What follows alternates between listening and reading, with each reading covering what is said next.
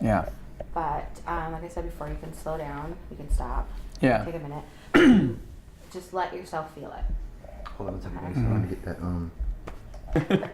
I'm scared. I'm scared. I'm gonna put something together for the staff once it gets a little bit better out. What's that? Weather's terrible. Yeah. Yep. Oh, let me just double check the shot. Stuff. Yeah. That's Oh, I beautiful. do too. I love not shaving, but I didn't want that to be a distraction in this interview, to be honest. It's not gonna be, dude. It's not gonna be a All right, distraction. dude. Let's do it. Okay, so we're gonna start some super basic questions. Okay. I want you to just tell me a little bit about your family life, like who your siblings are, how many you have. Well, when people ask me how many brothers I have, I always include Zach. I've never not counted him. So I have 5 brothers, and anytime somebody asks me that, I always have 5 brothers. I still have Zach's phone number in my phone. We used to text message a lot, so I mean, obviously I know he's not going to text message me, but I'll never get rid of his number. And who is Zach? Zach is my brother. He's 11 years younger than me, so in a lot of ways he was like a son to me, because when in college I was the one going to his parent-teacher meetings a lot of times. So it's kind of different having a sibling that's 11 years younger than you, because in some regards he's your brother, but in some regards you're a father figure to him and a role model to him. And why would you not count him as one of your siblings? No, I count. No, I why count. why would people be shocked at you? 5 years ago, January 14th, 2009, my brother committed suicide. And it was the worst day of my life. And it's a date that sticks with me and will stick with me forever, as his birthday will, November 25th, 1988. It's amazing how, as humans, we hold on to dates, and anniversaries are really hard. And we just had the 5th year anniversary. And that was the first time that I woke up and I decided to go to work that day. Because usually it's a day that I don't go to work, and my employers know it's a personal day that I always take. But I just felt like the 5-year anniversary, it was time for me to heal completely. You never ever get over it, but you have to learn to live with it. You have to learn to take something negative and try to make something positive out of it. And for me, being in the position that I'm in, we live a lot of our lives on television, but there's still some very personal things that we don't share. And this is something that I haven't shared with some of my closest friends, some of my closest colleagues. It's something that I don't talk about. There's such a stigma that is placed with suicide that I never wanted to be the guy that walks in the room and everybody's whispering about him and saying, "Oh, did you hear about his brother? Did you know about his family?" It's something that I didn't want to happen, and that's part of the reason why I think I closed it off. On top of the fact that it's an incredibly personal family struggle, and for that reason, I've never talked about it in 5 years. We're gonna back it up just a little bit. Tell me about Zach. Who was he? What kind of person was he? Zach was a character. He was the life of the party. He was only 20 years old when he passed, but he had so much energy and everybody liked him. He was the class clown. Wasn't the best in academics by any means, but he had a lot of friends, and he would often make fun of his imperfect smile, but it was actually the perfect smile because he was always happy. He was always making jokes. Him and I would text message back and forth several times a day, just doing movie quotes. He would send a movie quote from a comedy, and then I would send one back from the comedy. And he loved watching movies. He loved making people happy, and certainly gone way too soon. What do you miss about him right now? I mean, I miss his sense of humor. A lot of people, one of the best compliments people say to me is that I have a good sense of humor. But Zach had the exact same sense of humor. We would laugh about the same thing. So I miss that about him. I miss his smile. I mean, you just want to, you know that you'll never hug him again. And that's hard. You know, it's hard that I'll never hear his voice again. I searched all of my voicemails after he died to see if I had anything on my phone still, and I didn't have anything. And now I actually save some voicemails of my family members so that I always have their voice. You know, if there's a really good voicemail that my dad leaves me, I save it, or my mom, or my twin brother. And it's just like little things that I hold on to. What was it like for you? You described it as the worst day of your life. Kind of walk me through that day if you can. Oh. Was it a phone call? Yeah. My phone rang incredibly early in the morning, and I usually have my phone silenced at night. And for whatever reason, it wasn't silenced, I remember. And my phone rang at maybe 5:30 in the morning. And I didn't answer it right away. I missed a call, and it was my mom. And I was thinking, if she's calling me this early in the morning, something must be wrong. And she called me right back, and it was the worst phone call ever. I mean, my mom was inconsolable, and she was, I mean, I could still hear her screaming on the phone and crying. I can hear my stepfather in the background crying. And they had just discovered their son was dead. And it was, you know, something that he did. I think it's different when you lose somebody in an accident. Not to say that that's any easier, but when you have somebody who's close to you or a family member who chooses that route. And I certainly believe that my brother had a mental illness that we were trying to get diagnosed. It's so difficult to diagnose that. It's not like you take a simple blood test. You know, we had him looked at earlier in his life, but he was 20 years old and didn't want to see any doctors. And so it was his choice that he didn't want to, you know, didn't want help. And we were trying to help him. And I think that's the hardest part, is something like this happens and you feel like you failed as a brother or you failed as a family member. I'm going to stop you right there. Only because you're doing great. You're doing great. But I want you to own it. I feel like you say you want to feel this way, or you want, like, you give it away. Like, own it. Like, I feel like I couldn't have stopped it. I feel like let me, yeah, just own it. Okay. I know that's harder. I mean, I was the closest to Zach out of anybody in his life. So, I mean, I felt guilt. I think we all felt guilt, but I felt like I failed as a brother in some ways, and that's hard to swallow. And it took a long time for me to forgive myself or think about what could I have done that's different? What could I have done to change the situation?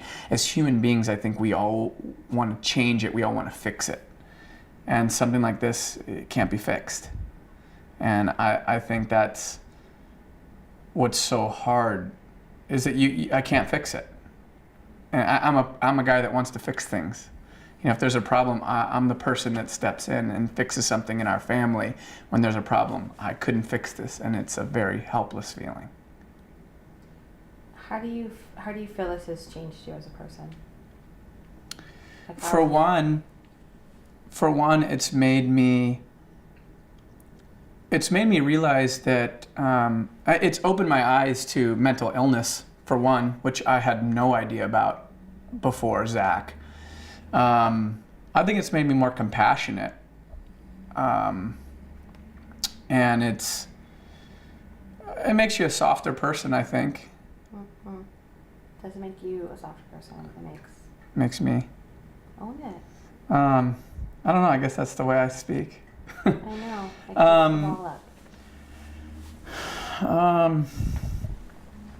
How has this? That's a very broad, like, this has changed my life. It's made me. Yeah. That's almost like the beauty pageant answer, which is wonderful and beautiful and very true.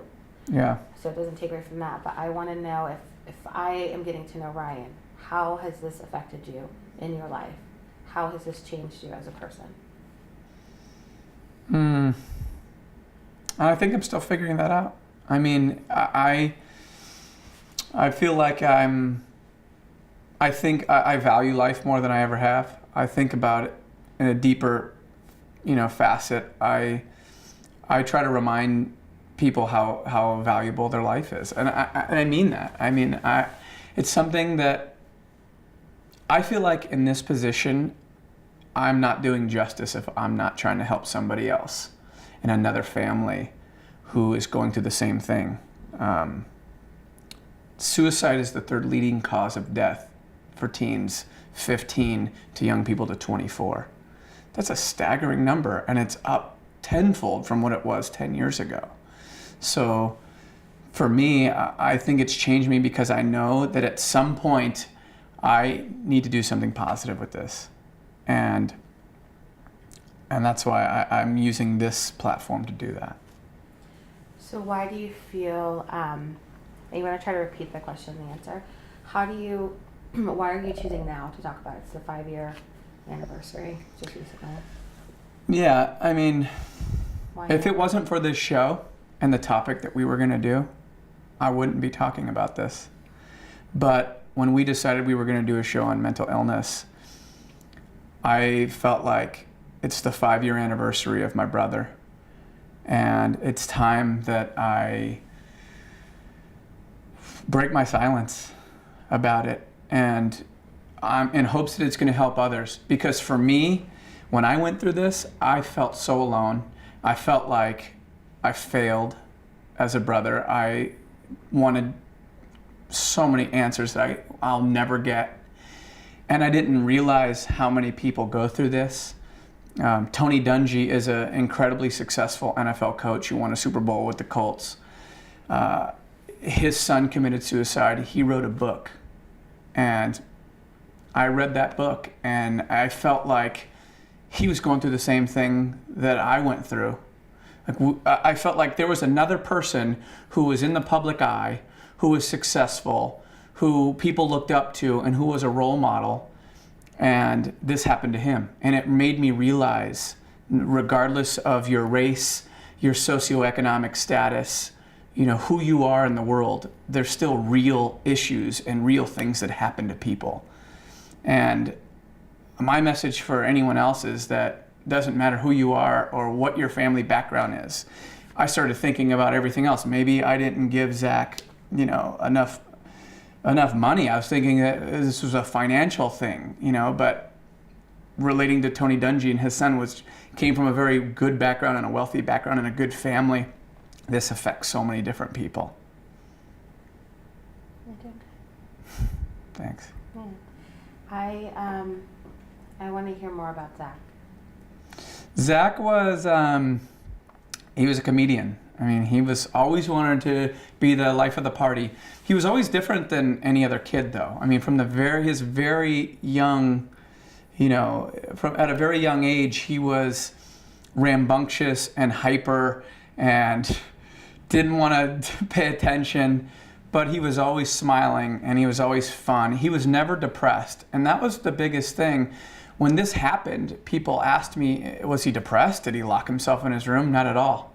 He was just the opposite. He was always on, cloud nine. I mean, as he got in his teenage years, he would have severe mood swings, though. So he could be really, really happy and joyous, but if something didn't go his way, he could flip and he could have an angry side to him. And that's when we started thinking that maybe he was bipolar, and it was something that we wanted to get looked at. We wanted to see if he could be evaluated. And it was something that we were never able to do. And that's when you feel like, why didn't I do more? Why didn't I make him see somebody? But it's hard because he's a grown adult at that time. But he was a fun kid to be around. Never got into drugs or alcohol. His toxicology report was completely clean, which is another misconception about committing suicide. It's not always drugs. It's not always alcohol. He never did any of that stuff. But mentally he processed information differently than you and I. And he couldn't see 5 minutes into the future when he would fly off the handle and get angry about something. He couldn't see what his reactions would cause until he would cool down and settle down, and then he would be fine again.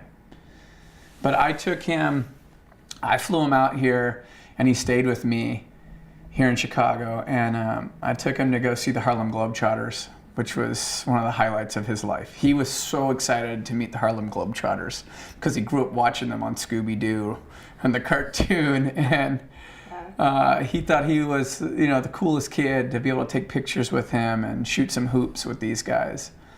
And he got to experience some pretty incredible things in his life because my twin brother played for the Cleveland Browns, so he got to go in the locker room and, be one of the guys. He was always around my football team in college. He was our water boy, at practice, and he became one of the guys on the team. I mean, he had special handshakes with the guys, and he was our water boy or our mascot. He just always fit in with, the old. He always wanted to hang out with his older brothers. Being 11 years younger, he always wanted to be around his older brothers and, be one of the guys and make jokes with the guys. So you were 11 when he was born, and my sister was 11 years younger than me, so I watched her being born, which was pretty amazing, and we have that same kind of relationship. Tell me about what it was like when you guys were younger, when you found out you're going to have a brother. What was that like? Well, because I was in 6th grade when Zach was born. So my twin and I were like, Mom's having a baby? Really? I mean, that's weird. So it was interesting at first when he first came into the world, but quickly we learned how to change diapers. We became built-in babysitters. And we learned a lot about parenting at a very young age because of our age difference. He always wanted to come with us everywhere we went. By the time he was in diapers, he started walking. He wanted to, be in high school with us or, come to football practice with us. And he was always there. He was always right with us. All of my buddies always asked me if he wasn't with us, where's Zach? Zach's always tagging along with you. But he just became... it just became second nature for him to be hanging out with us. So what I also want to know more about, and this is probably the toughest part, is how did he die? Who found him? Those kind of details. That's hard. I don't know if I want to go there. It's hard. And you can be very generic about it. I'm not looking for any kind of extreme details. Just, was it you, was it Mom, who, that kind of stuff. Yeah. You kind of have let us know that it was Mom. Yeah, it was my mom. My mom found him early in the morning. She went to let the dog outside in the backyard. And she found her son. It's really tough to talk about the details of it because I can still vision what she saw because she explained it to me, and there's certain things that you try to block out. I can still see him in his casket, and I vowed that I wouldn't look because I wanted to remember him alive. I didn't want to remember him lifeless because he had so much energy and so much life still to live that it was really surreal looking at him. And my twin brother wouldn't look. He never looked at Zach. And I don't blame him. Some days I wish I wouldn't have looked because I want to remember him when he was here and not laying like that.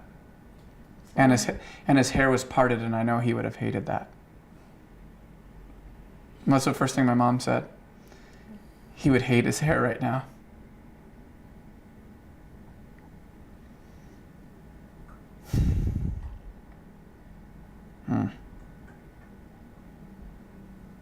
And I mean, the entire school came. We didn't have enough room for the funeral because it was just overflowed with people. And I just remember speaking and saying, I wish Zach knew how many people loved him when he was here. And maybe he did know. It's hard to understand what goes through your mind to do that. But Zach was afraid to get a shot at the doctor's office. My mom had to hold his hand. And to be able to go through with something like that is beyond me. It's the last thing we ever thought would happen. Nobody ever thought that this would be the route that he would take. Zach had problems like a lot of teenagers. I mean, he didn't know exactly what he was going to do in his future. He was not the valedictorian of his high school, so getting into college was going to be a problem for him. But I really think that if he could have gotten past the next couple of years of his life, he could have flourished. He was just kind of a late developer.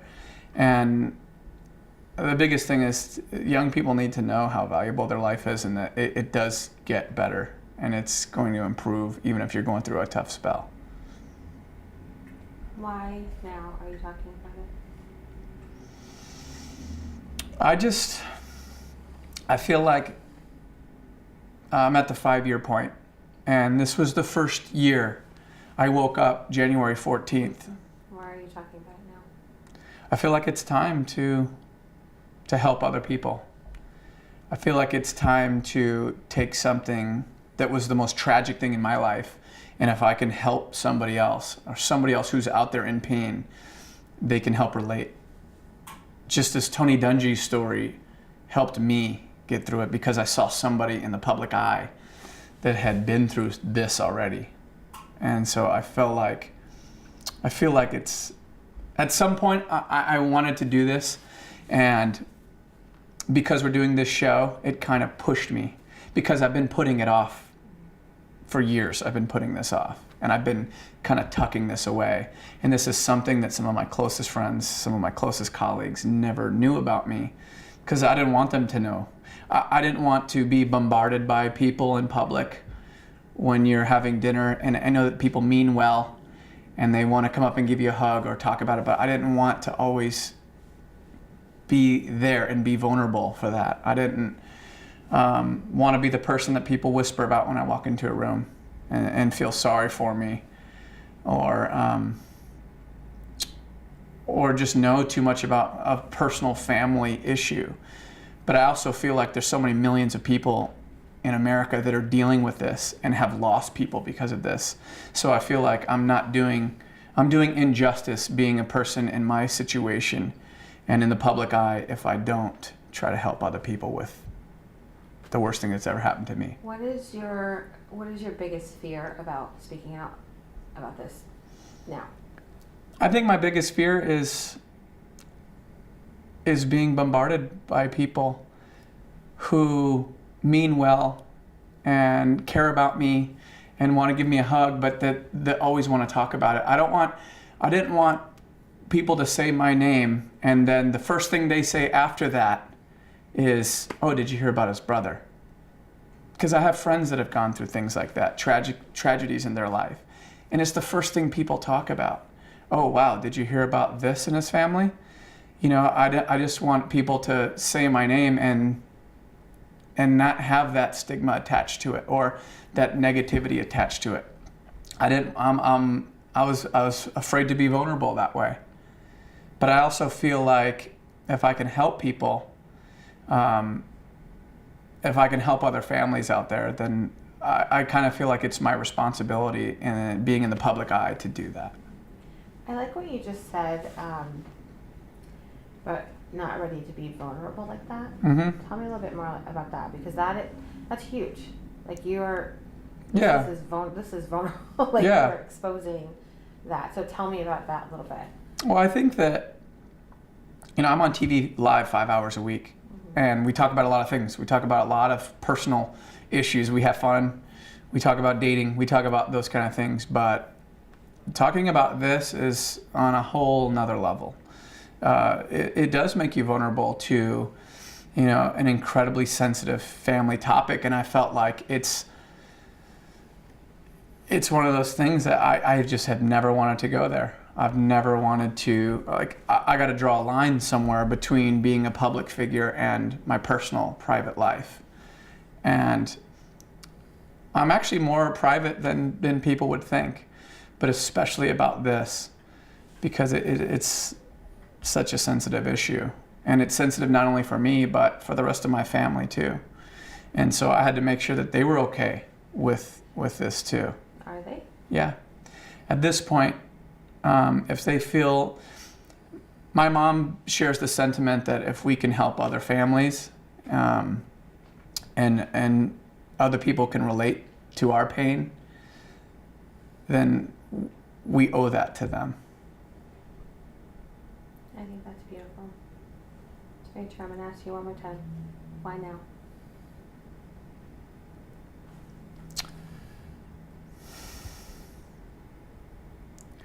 I don't think there's ever a good time. I don't think there's ever a day, first of all, that I don't think about Zach, but there's never a day where you wake up and you go, it's time to talk about the worst day of my life. But I feel like I woke up on January 14th, and that was the 5-year anniversary.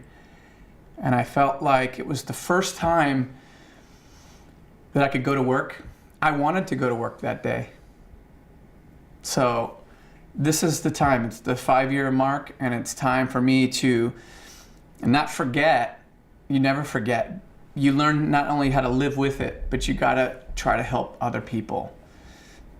There are so many people in the world that are so courageous when I look at people that have talked about, tragedies in their life. And I've always been admirable of those people. But at the same time, I've always still said, I don't know if I could do that. And I don't know why now. I just think that it's time. I think after 5 years of dealing with this pain and kind of having it bottled up, it's time to help other people, and maybe it's helping me too. Ding, ding, ding. That's what I was looking for. So, how do you feel about what we've talked about so far? I feel good. Do you feel like we have talked about Zach? I feel like I know who he is. Yeah. I think I get the relationship between you and Zach. I feel like I relate a lot to me and my sister's relationship, so I just want to make sure. Do you feel like we understand their relationship? Because I instantly was like, I get it. Yeah. Oh, my sister used to wear her own cheerleading outfit to the basketball games that I would cheer at and cheer with the cheerleaders. Yeah. And I used to be so annoyed. Yeah. She's so annoyed. Oh yeah. Zach always wanted to be like his older brother, so he wanted to play every sport we played. We played football, he played football. We played hockey, he signed up for hockey. He really looked up to us as role models. But at the same time, I think it was difficult for him because my twin brother played in the NFL. I was on television.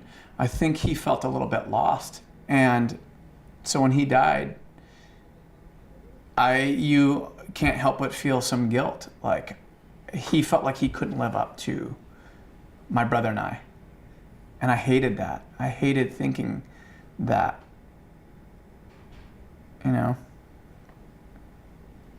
What do you want people to take away from this? Like, I'm at home, I'm watching this. What do you want me to take away from that? What do you want me to understand in telling your story and hearing your story? I guess I just want people to understand that there's so many people, so many families affected by this.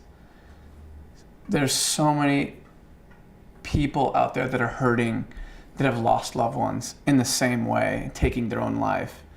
I want them to understand that this happens to all families in different races, socioeconomic status, situations in their life. And this happens to people that are on TV too. I think that people watch us on television and they think our lives are perfect, but we go through the same trials and tribulations as everybody else. And everybody, if you look deep enough in everybody's life, everybody has pain and everybody has tragedy that they've been through. this is the most tragic thing I've been through. It's something that I've never really wanted to talk about or share with people, but I feel like I want people to know that you're not alone. If you're going through something like this, or if you're a young person out there that's thinking about taking your own life, get help. You know, it's something that I really wanted to do with Zach. I wanted to get him help. But you got to be open to doing it. And I want people who are young to realize how valuable their life is. That's really why I wanted to do this. I want families to heal or know that they can relate to somebody else who's been through this. But I also want young people to realize how valuable their life is. And if they're thinking about something like this, it's not the answer. You know, there's ways to get help, and it's going to get better. You just got to stick with it. Nothing in life is easy. Life isn't easy, but we've all been through ups and downs. The thing is, you got to stick it out and keep pushing forward. Are you comfortable with the word suicide? It was really hard. I cringe when I hear the word suicide. I've cringed for a long time because of the stigma, because of the finality of the word. I hate when people make jokes and they go, "Oh my gosh, I'm gonna kill myself." People make that joke, and before my brother did that, I never really thought about it. I would laugh in the room with everybody else. But now, that's a red flag. As soon as I hear that, I like the hair on the back of my neck raises when someone makes that joke. And I won't laugh. You shouldn't make that joke. Yeah, but people make that joke a lot. It was like You know? the thing to do on Twitter for a while. Yeah, and it's hard for me to watch movies when people commit suicide in films. The one film I did appreciate was Silver Linings Playbook, because that character that Bradley Cooper played actually exemplified my brother in so many ways. That story was really powerful for anybody battling mental illness, and it was incredibly relatable to me and my family, and how well that was represented. Because people don't understand suicide, people don't understand mental illness. It angers me when people say that it's a cowardly decision to commit suicide. People are uneducated and should educate themselves more on what mental illness is and what goes into that. You and I, in our right minds, don't commit suicide. You know, it's such a complicated topic and issue, and something that I've read about at length that I'd never read about before. And I think that's another thing. You asked me how I've changed earlier. I've educated myself on what suicide is, why people do it, and how mental illness works. And for anyone who says that it's a cowardly decision is so misinformed. And it's offensive. That was actually my next question. That's offensive to me. Zach has a memory page on Facebook, and the remarks are always incredible. It's always like, "You made me laugh, you made me smile, I miss, your jokes." And then every once in a while, somebody will write something negative. And I'm thinking, how could you, first of all, how could you have hate? And how could you write that? And somebody wrote that you're a coward, and that was an easy way out. And I reached out to that person because, my mother has to read that too. And my mother was incredibly hurt and offended by that. But social media has opened a whole different dynamic too. And people write things without thinking about saying, And I just really encourage people to be educated before you comment on stuff like that. One more time. And be sensitive to people and their families who have gone through that. Last time I'll ask you this. How has this changed you?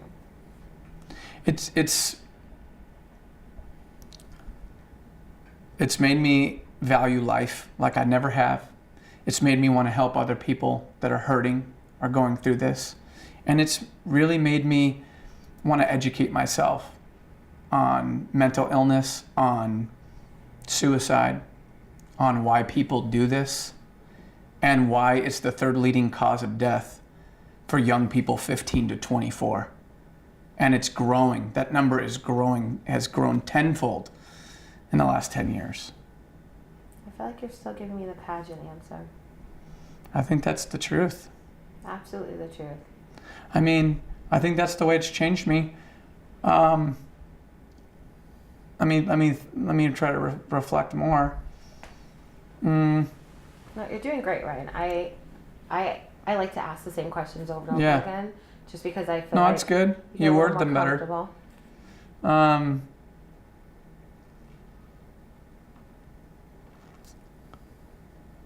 don't know how else it's changed me. It's made me think about the afterlife a lot more. It's made me wonder where he is and how if I'm gonna ever see him again. I dream about him. I'm now at this point able to think more about the positive than the negative, which is great. But I pray, for one, that he's in a better place, and I've prayed many nights that I just want to see him one more time. I always pray, God, I won't even be scared if he walked in the room right now. I wouldn't be scared. Because if you think about it, that'd be a pretty frightening thing to see. But I really don't think I'd be scared. If he walked through the door right now, I would love to just give him a hug, and I wouldn't even be scared to be, seeing him.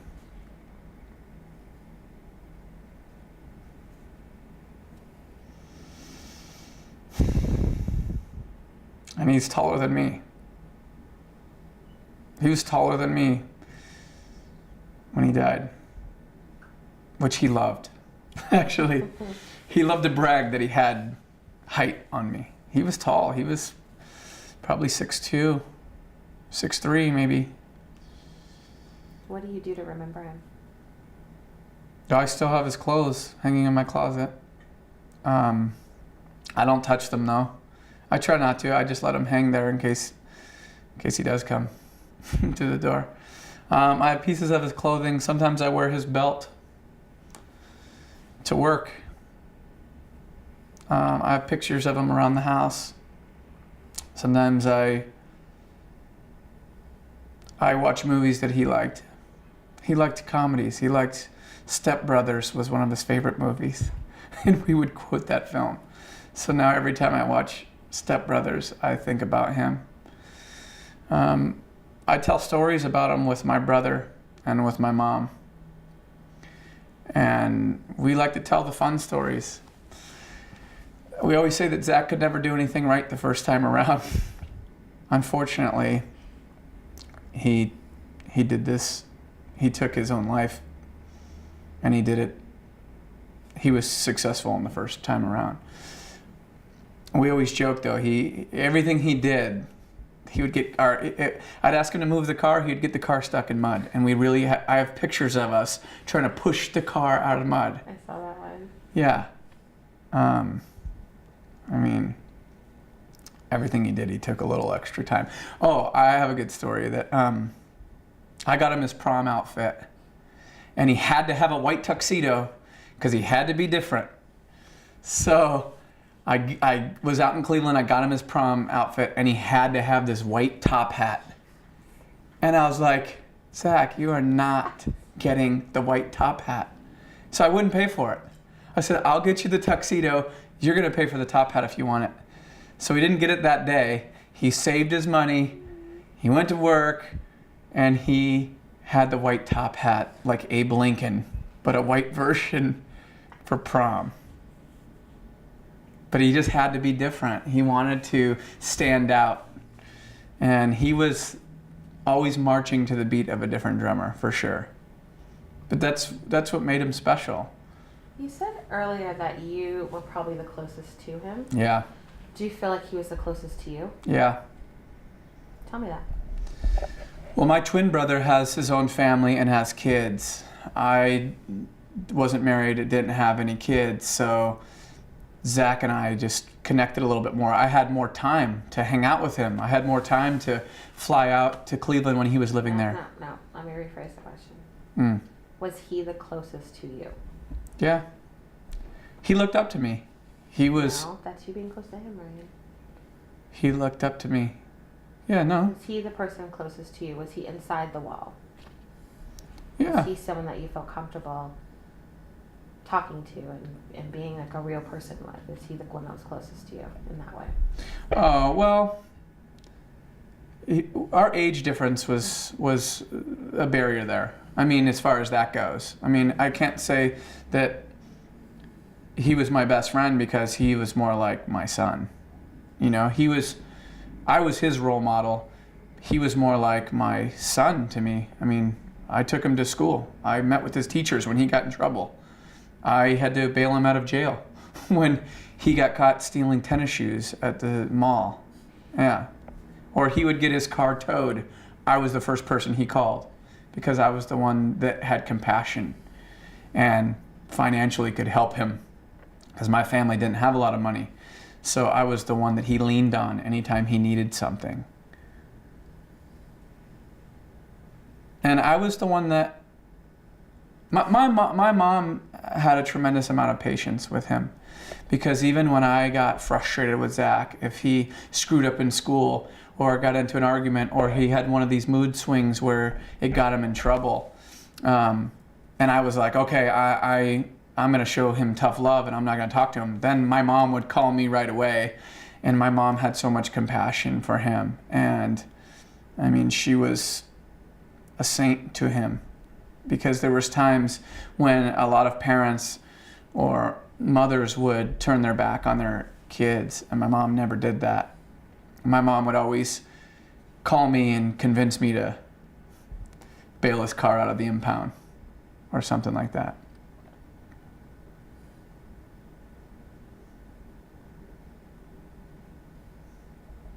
I have those prom pictures. I have to see the prom picture. Yeah. Can you use the pictures that are in that thing? You know, I don't know. In the video, I don't know. I want to, side note, Yeah. we'll talk more about this, but I want to play that video in the show. Are you okay with that? Yeah. Probably like a lot of it, probably like 3 minutes of it. Yeah. And If make you it our want to. vlog. That's what I would like to do. Yeah. And have you, like, it'd probably be like 3 minutes, a little bit more than that, and then have you in studio just kind of say something about suicide prevention. Yeah. And then we'll put the number, the hotline up, and then we'll just roll. That's how we'll close the show. That's great. I think that one thing that's ironic is that Zach and I had different last names because we had the same mom. Mm-hmm. We had different dads. And it's just ironic that his email address, his last name was Lovett. So his email address was lovettlife@yahoo.com. And it's just ironic that he took his own life and his email address was lovettlife, as he was loving life. And it's really, really an ironic side note. Do you mind showing us his clothes? No, I'll show you. I'll show you. When he died, I flew to Cleveland. That's where he was living at the time. And a lot of parents want the room to stay the way it is, but my mom wanted us to have as much of his memory as possible. Any memorabilia, any clothing that we wanted. He always wore these sunglasses, and he thought he was so cool with them on. So I had to take the sunglasses. And you know, I think everybody in our family, we kind of divided up some of his belongings because I think that that's the way you help keep people alive. You tell good stories about them, you tell fun moments that you had with them, but sometimes it's nice to see an article of clothing too. As hard as it is. I mean, I flip through my phone and his phone number will come across. And sometimes you want to dial it. It's weird that we want to do that as humans. you know, I mean, obviously that phone number probably belongs to somebody else now. So it'd be, You can never call it. no, it would be, it would be too, it'd be too, almost too final, you know, if you called it. But I'll have his phone number forever. I'll keep that. And I'll keep some of his clothing forever. And I'll certainly keep his pictures and his sense of humor. There's so many parallels between your relationship with Zach and my relationship with my sister. Mm-hmm. We, Because it's exactly 11 years too? yeah. Yeah. And wait, what year was she born? Ooh. Or what? 89? 11 years. Okay. Yeah. So right then, She yeah. was- Same. It's like 10 years and 10 months, or 10 years and 11 months. 'Cause Yeah. she was born in December and I was born in January. But even like, we have the same sense of humor. Everywhere Yeah. I went, she went. Like, all my friends Yeah. know her. Yeah. Even now, it's hard for me because I have a lot of college teammates that will call me, or friends I haven't seen in a long time, and they always ask about my twin, and then they always ask about Zach, and they're devastated when I tell them, because they knew this crazy, fun, laughing jokester. I mean, he was such a prankster. They just couldn't. They can't grasp it. Just like, I mean, none of us could. None of us saw it coming. There were no signs, aside from the fact that he had severe mood swings. There were no signs that he would do something like this. How are those conversations though? Like when someone does call from college and they don't know. Like, how do you even describe, like, begin to tell someone that? You know, it's difficult. I've been in public here, and a colleague in the business asked me about my brother, and I didn't tell him. Oh yeah. I just said, "Oh, he's doing okay." It was in a public setting. We were working. I wasn't ready to go there, and that's another thing that's hard. Is once you put this out there, I know that people are going to want to relate with this, and I understand that, and I know that everybody means well, but I'm not always going to be ready to talk about this situation. And I hope people will respect that and understand that. And I'm doing this to help people, and I want people to you know, if they can relate to this and it's going to help them, great. But at the same time, there's got to be some level of privacy, that you can't always talk about the worst tragedy in your life in every public setting that you go to or when you're having dinner. And that's why I think I had to make sure that I was ready emotionally to even put this out there. But it's hard telling my friends too. But if they're guys that I played college football with, or you know, friends of mine, you know, I let them know, and we discuss it and we talk about it. But there's very few people that know. Some of my closest friends in this city don't know, and they're learning right now, watching this for the first time. That's tough. Yeah. That's very But it's not really something that you walk around and you would advertise. Yeah. You know, you don't meet somebody. There's never really an appropriate time to tell somebody that my brother committed suicide. It's not something that we talk about. You're not socially constructed to bring up conversations like this. And it's because we are reaching out to people and we're discussing this on this show that it finally started clicking to me that maybe the timing of this works, and the fact that it's 5 years, and being somebody who's in the public eye, I would be doing an injustice to people not to help. I will just say, on a side note, when we were talking about this show in that pitch meeting, and you were like, I have a story. Yeah. Like, I don't, because I'm really sensitive to people's energy. Like, I pick it up and I take it on, and it's like a gift and a curse. Mm-hmm. Like, I felt all of your energy, and I was like, what? Like, I was just like, wait a second, what the heck? Like, what is that about? But it felt like something very heavy for you. And then I remember thinking, oh my God, I'm really I don't know him like that, but I'm very proud that whatever this is, he feels, like, I felt like you felt the need to say that. So I was very proud of you. It just kind of came out. It really did. And I like, I didn't want to look at you because you're like right next to me. So I was like, Yeah.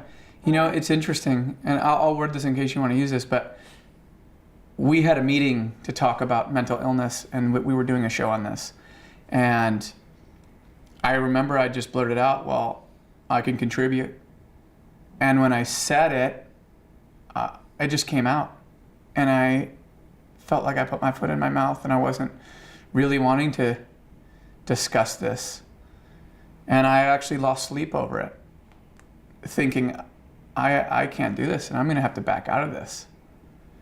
But I felt like the message was too strong, and some of the people around me that were closest to me said that you need to help other people, and you need to put that out there as hard as it's going to be. And it's been some sleepless nights. And I went into your office, I went into our executive producer's office, Marlene, and I said, I'm thinking about backing out of this. I don't know if I can do this. But at some point it has to be done, and this is the time that it needs to be done. very proud of you. But I remember I said it, and I was like, what did I just say? That's... No, it felt like it was a whole like force. I was like, Yeah, okay, we'll follow up later. right. But I think most people would agree there is an incredible stigma that's married to suicide. If you lose your family member in a car accident, that person didn't choose that, and it's still an incredible tragedy for that family. But when someone chooses their own fate to die, that's an incredible family struggle. And it can tear families apart. And for us, it was so personal, and I didn't want anybody to know. And I didn't want anybody to call me and talk to me about it. I didn't want to. I took a month off of work. And I wasn't sure I could go back. I didn't want to go back to work and have my colleagues know. I didn't want to walk in. I didn't want people to feel sorry for me. I didn't want the attention that it was going to create. I didn't want everybody coming up to me every 5 minutes trying to, console me or embrace me. I just wanted to be like everybody else in the room. And that's why it's taken so long for me to come forward and to talk about it and to realize that it doesn't matter if you're on TV. It doesn't matter who you are. It doesn't matter what kind of money you make or what socioeconomic status you are or what race you are. This affects millions of people, and it affects people like me, like you, like the person at home watching. All right, I'm very proud of you. Thanks. I think it was a good interview. Do you feel like we've left anything out? Oh, I don't think so. It really, honestly, makes me want to meet Tony Dungy. Really? Yeah, it does. I can't tell you how much that helped me. Mm-hmm. The fact that here was a guy who was on TV. Here's a guy who is successful, has everything. He's a very beloved coach. He's a spiritual guy. Gave his family a great, financial background and stability. And his son was a teenager. And when I heard about that, I thought, wow, maybe I didn't fail as a brother. Maybe there's something deeper to this. And that's what made me want to do my research and learn more about this. Because it's amazing. And it's amazing how mental illness is portrayed in our society, and how it's overlooked, and how we increase funding for penitentiaries, but we cut funding for mental institutions. It's sickening, really. It is. I think we covered it, and I think people are going to see. I mean, you only have to look at a photograph of Zach, and you can see his smile and how much energy he had, and his aura. He just had a likability factor. Everybody liked him. You couldn't help but like the kid. My favorite picture is you guys are both laying on the ground, and I think you're sticking your tongue out at him, or he might be doing it to you, and like, it just looked like such a brotherly love. Like, that's my big brother. Yeah. It felt very much like that, and it's in the video. Yeah. If you look at some of the class pictures, he's the class clown. Everyone's smiling, and he's doing something else. That's who he was. You know, I would love to know what he would be doing now at 25, and if he would have figured it out and been in a better place, or maybe maybe it was simple as medication, something that was going to help get him back on track. You know, because the last couple of months of his life is when things started kind of spiraling. His mood started shifting a lot more. He would fly off the handle, and he would get angry with me because I really wanted him to get evaluated and see if there was something going on. And that would create fights between us. You know, that's hard. It's hard to lose a brother, for one. It's hard when you were disagreeing about a lot of things because you felt like that was one more thing on him, you know, that was weighing on him. Do you feel it's worth it for people to get their friends and family evaluated? Like, if there's a way to bring this conversation up, is it something that you would encourage people to bring up? Absolutely. I mean, I encourage anybody who knows, you typically, maybe not everybody, but I think that certain people know when they're having severe mood changes or swings. I certainly encourage people to get looked at. It's hard. I mean, I don't know if an intervention works for families, but I wish we could have done more. The problem is when somebody's an adult, it's their decision. And I just want families to know that have been through this, it's not your fault. It took me a long time to realize that. It took me a long time to let go of guilt and to think, if I could have only done this, if I could have changed that, if I would have been there for him more, if I would have helped him more financially, if I could have guided him more, if I would have made that phone call, he would still be here. And you can't go there. And I did that for a lot of years.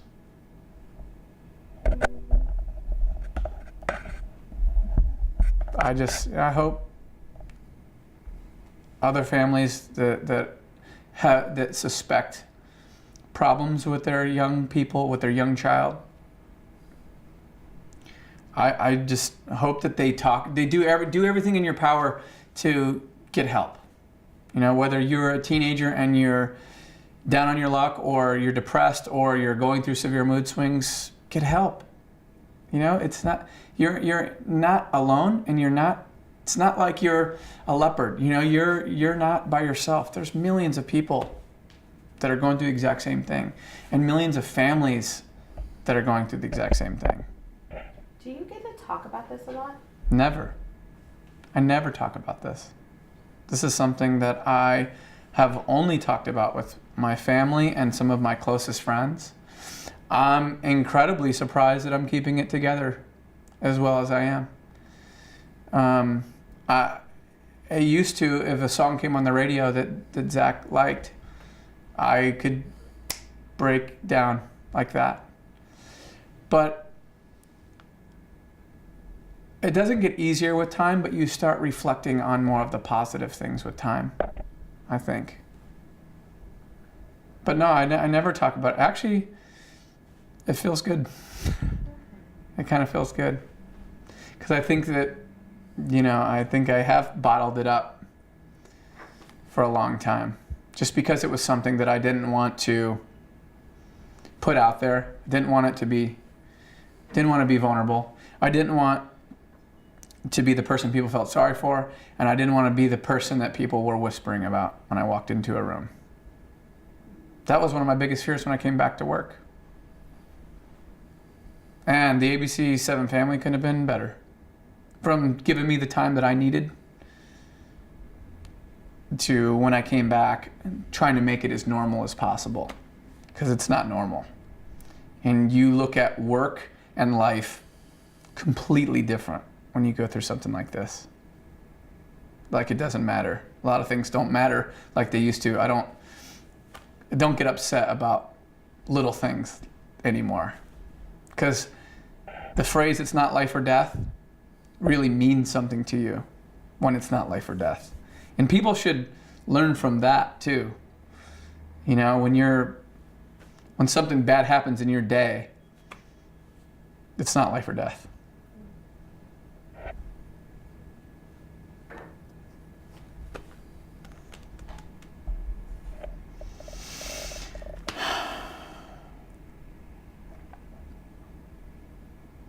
Feels kind of freeing.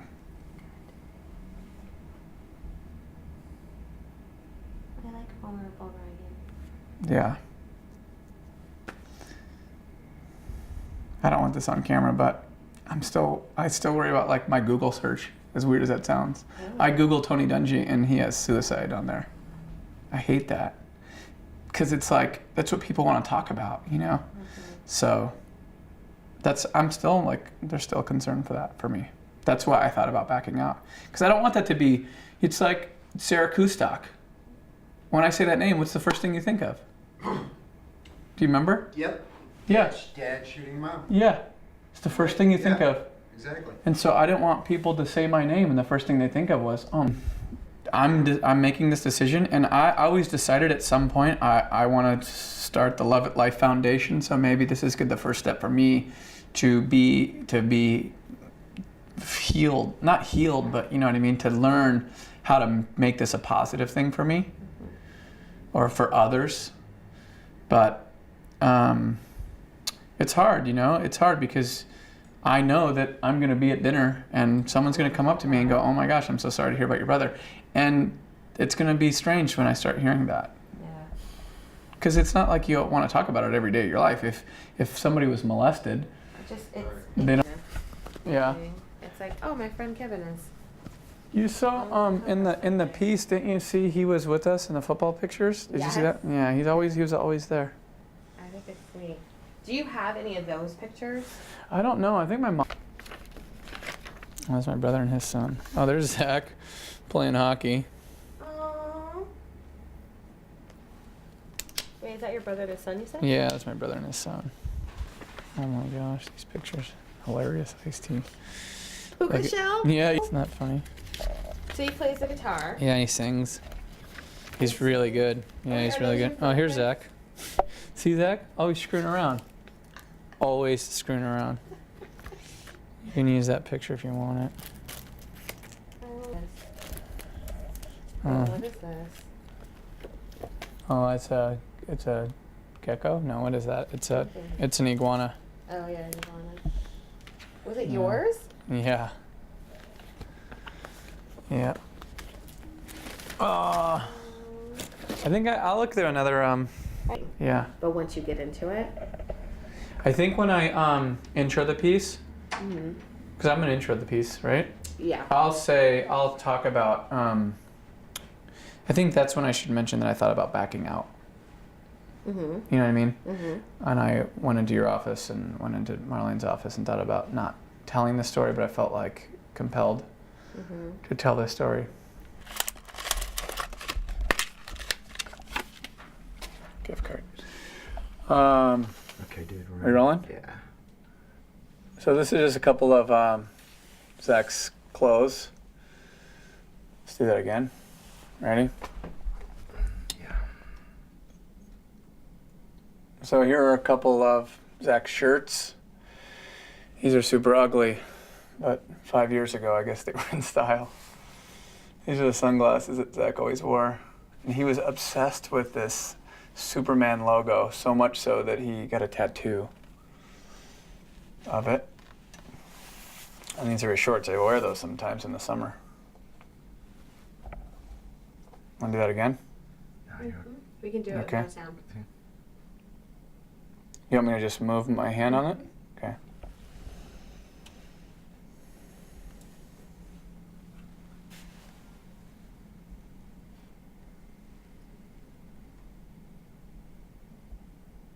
That's good. Now let me get a tight shot of it.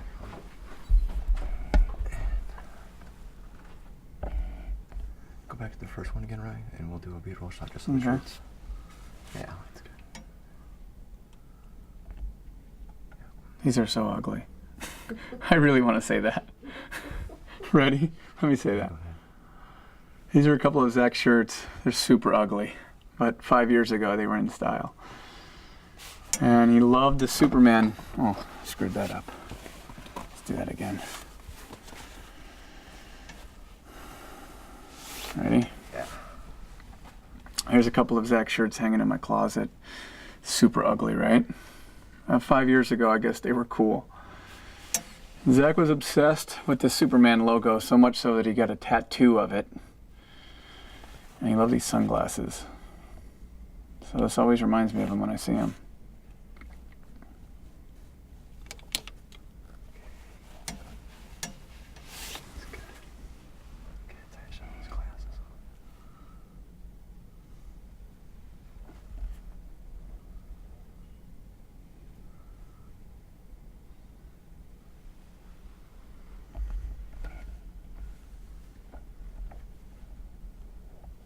You can turn that head a little bit towards the camera. Mm-hmm.